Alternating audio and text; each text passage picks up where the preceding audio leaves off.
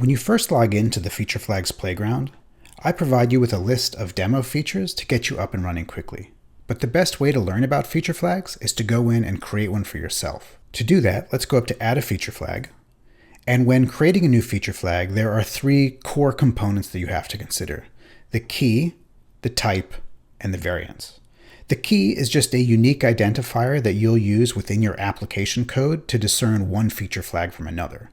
The type is the type of variance that can be used within the feature flag, and the variance is the set of variance that can be returned during the feature flag evaluations. I default to Boolean here because it is by far the most common feature flag type that gets created. And for a Boolean feature flag, there's really only two variants that make sense: false and true. In all feature flags, you have to denote one of the variants as the default. That's going to be the variant that gets served to your users when there are either no rules enabled or there are rules enabled but none of them match the particular user. So let's go ahead and create a Boolean feature flag, and we'll call it contact form. And we'll leave the description blank because it's not really needed here, and we'll leave the false as the default. So we'll come in here and hit create feature, and you can see we have two variants, false and true. The false variant, which we denoted as the default, is being served up to all users in both the development and the production environment. And at this point, you could come in and say the contact form has been developed and we want to roll it out to all users, hit save, and now you can see that all users in the production environment are seeing the true variant of the feature flag, which is going to presumably enable the new contact form for them. Okay, let's go back to our feature flags and create a different type of feature flag.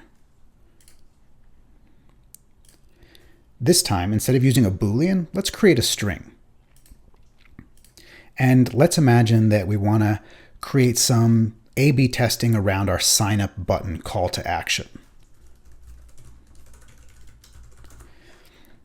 And this time, instead of false and true, we can use open-ended strings. So maybe our default is just going to be sign up, and maybe our next one is going to be sign up now, a little bit more enthusiastic, and then maybe it's going to be create account, see if maybe that converts better, or create account free forever.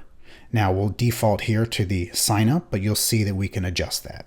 Let's create our feature flag. And here you can see that we have four variants for our string type feature flag. We set sign up to be the default, which is why sign up is now being served to users in both the development and the production environments. But we can start to get experimental with it. So instead of a default resolution just being sign up, maybe we change from a selection to a distribution. And in this case, let's say that we make this one 25% and this one 25%, 25%, 25, 25, total of 100. We hit save. And now you could see that the four different variants are being distributed across our demo users with basically equal distribution. And now if you're tracking that in your conversions, you can start to get a sense of which buttons convert better.